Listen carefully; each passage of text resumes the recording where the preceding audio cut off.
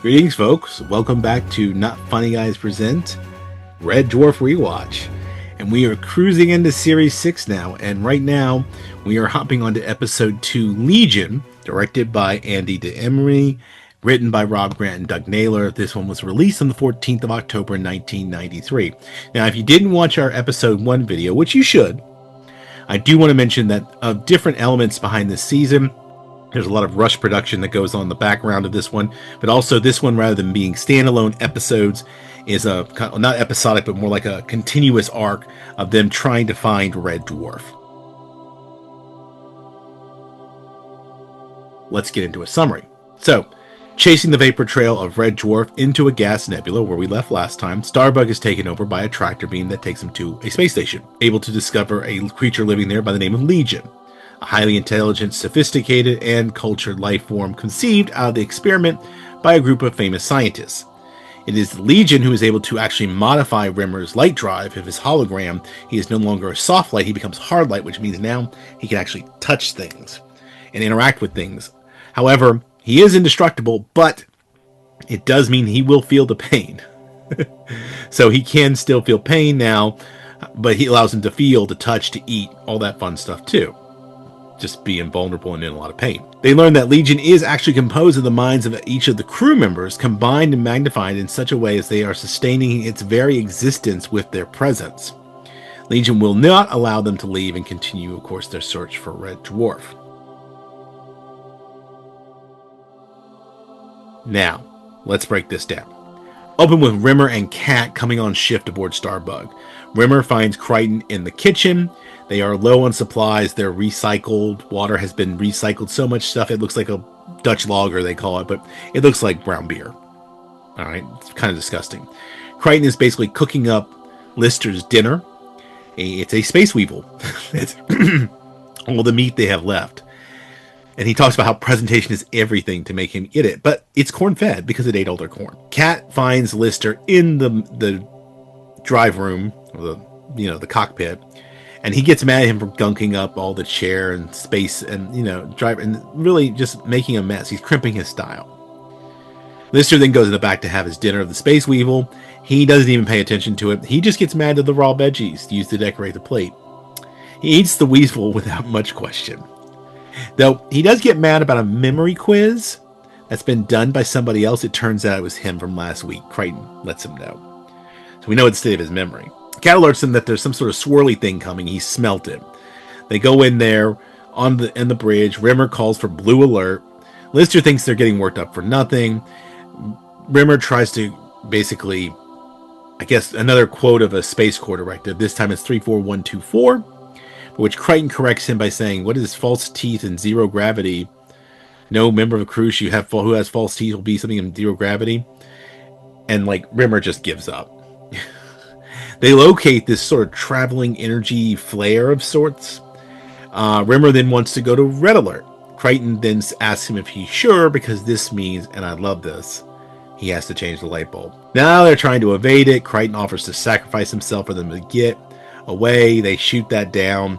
He tries to apologize that if he does, he won't be able to finish their laundry. Rimmer broadcasts on all frequency, including Welsh. I don't know whether to be offended about it. I have Welsh heritage, and I think I have a lot of respect for the Welsh people, but it is its own language, so I guess that's part of the joke here. I'll let it slide this time, Rimmer. He acts tough when the talking or broadcasting out to whoever this is, before then offering his surrender. He then tells the crew that, look, in every one of my lifetimes, I have been reincarnated. He believes, like George Patton, that he's been reincarnated in all his other lives, except for this one, where he's a sniveling coward. They are overtaken, wrapped in this kind of energy bubble, and then lose power and are sucked onto the station where they are forced to land. Now, they scan the station itself. They don't find any life signs, but they do talk that apparently it used to be some sort of covert, top secret military experiment base, and they think, oh, well, we should see if there's something we can salvage.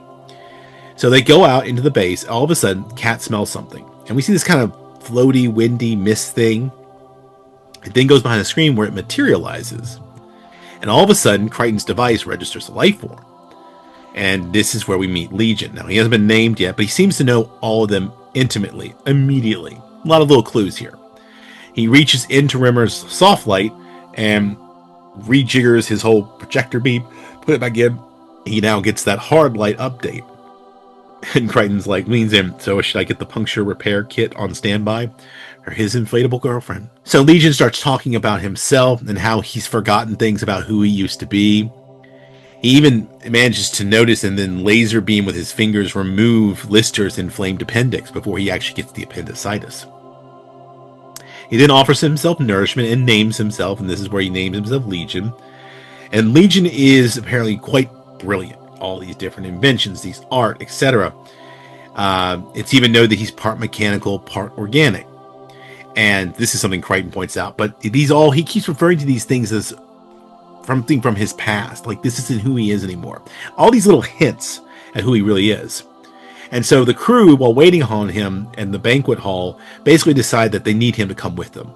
They want to invite him onto the crew, come with us back to Earth. When he comes in there to present this banquet to them and get ready for their food, Rimmer gets real pompous and trying to talk up his intellectual abilities in order to impress Legion. And then they are basically served a Mimosian antimatter feast with antimatter chopsticks. Crichton is able to use them, the others can't, and they still are trying to impress Legion. They also are told, very specifically warned by Crichton, not to cross the sticks. Because like the proton packs from the Ghostbusters movie, it has bad results. Food, by the way, that they're served, and they can't get the hang of these chopsticks, looks like hairballs and cat waste. Does not look edible. In fact, most of the food ends up on Rimmer. And then when Lister fails to try and drink, because the gauntlet or the goblets are literally stuck to the table, it's telekinetic wine. And he's supposed to will it into his mouth, and he just literally drenches himself instead. Legion obviously has figured out they're trying to impress him. Lister and Rimmer get kind of blunt, and they basically want him to come with the crew, and Rimmer says of all the 31 creatures they've ever encountered previously, you were the only one they deemed worthy of being a member. And there'll now be 32. Legion tells him he can't leave the Institute in its confines. Crichton insists they need to leave, but Legion is like, no, you need to stay. In fact, you need to stay forever. He then takes them to their own private rooms that they get referred to as cells. It's filled with everything they could ever want. These things are perfectly designed for each individual. Like Lister's is tailored with all the things he likes, even though he doesn't let himself be impressed. And then all of a sudden, Legion gets a little drowsy, like he starts kind of like leaning in, and he notes that everyone else is falling asleep. So another clue of what's going on here. So the basic thing that starts getting floated around here is that he seems to not be able to exist without them. In fact, without them conscious. And so in the morning, they're talking about this, and Lister and the crew are talking it over about their perfect rooms and what they had in them. Crichton basically says that his was filthy and he got to clean it. I guess that's his idea of heaven. And so Lister then says that, for a psychopath's establishment, this is a really top rated one. Like, I wonder if he beats Norman Bates. Probably. Crichton he gets to figuring out that this is Legion's feeding off of them, off their personalities.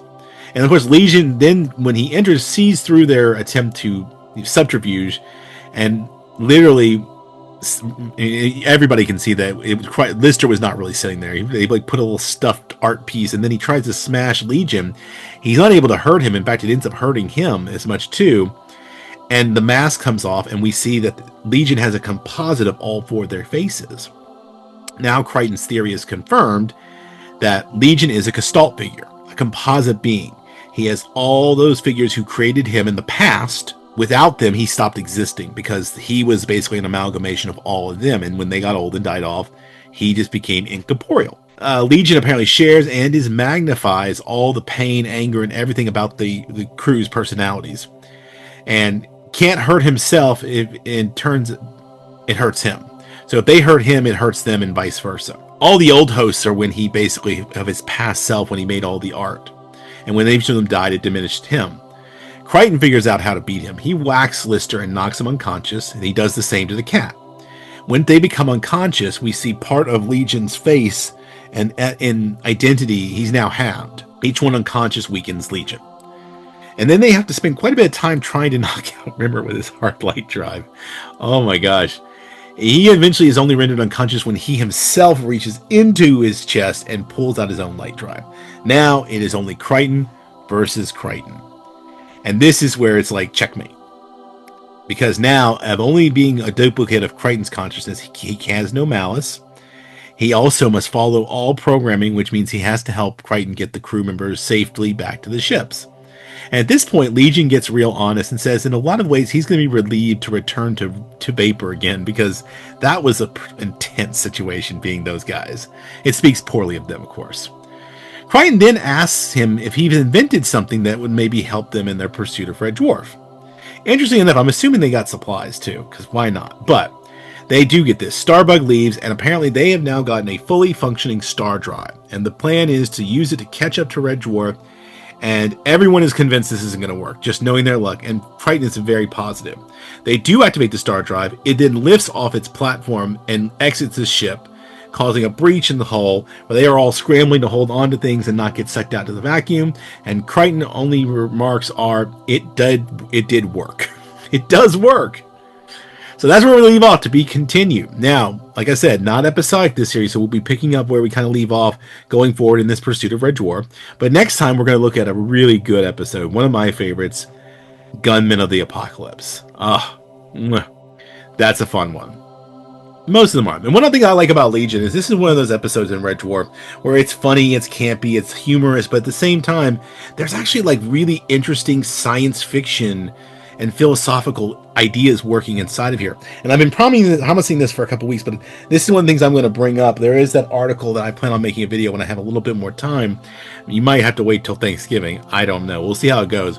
But I want to talk about it because it actually talks about how Red Dwarf was such a pioneering science fiction show in relationship to shows that we've had since then, and how they've taken inspiration from this show, which I really like because I like Red Dwarf. And I like to know it's been an influence. But in the meantime, please like, subscribe, share, comment. If you don't want to comment, but you want to write to us, check the description below, but also the ticker, where you can reach us at notfunnyguys.offthereels@gmail.com. Write to us, ask us questions. Also, give me some input on our next television show after Red Dwarf. I know we're only halfway, but I want to get a kind of a jump on it. I finally remember the one that I was thinking about last time, which is Blackadder. So I've got Blackadder, I've got Brockmire, I've got News Radio, and eventually I know I want to do Babylon 5, and I know I want to do The Expanse, but I'm thinking about, in the interim, either Brockmire or News Radio might be a good way for me to get away from my, shall we say, Anglophile leanings myself. So just for fun, we might do that one as an interregnum, and then probably move on to something like Blackadder.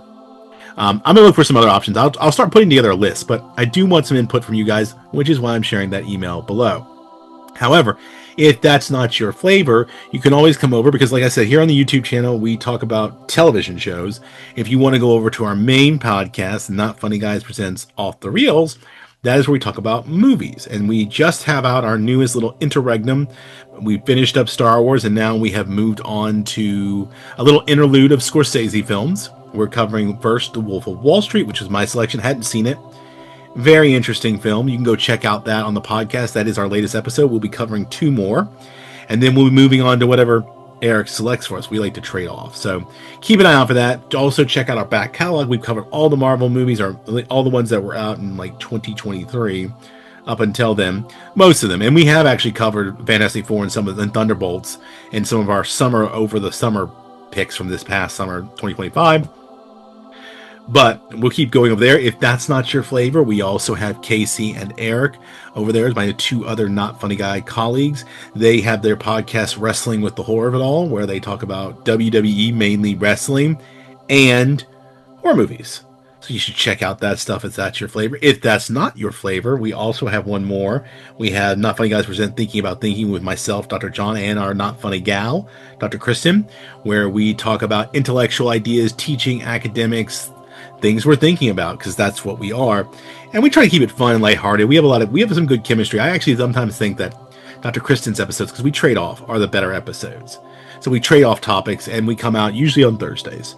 But check those out. We've talked about AI. We talked about Tradwise. We talked about nostalgia. We've talked about things ranging all over the place. Sometimes I have weird ideas that we sort of play out, and we've even done a thinking about thinking game.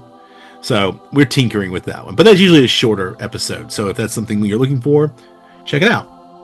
However, in the meantime, don't be a smeghead. Keep it not funny, and I'll see you next time.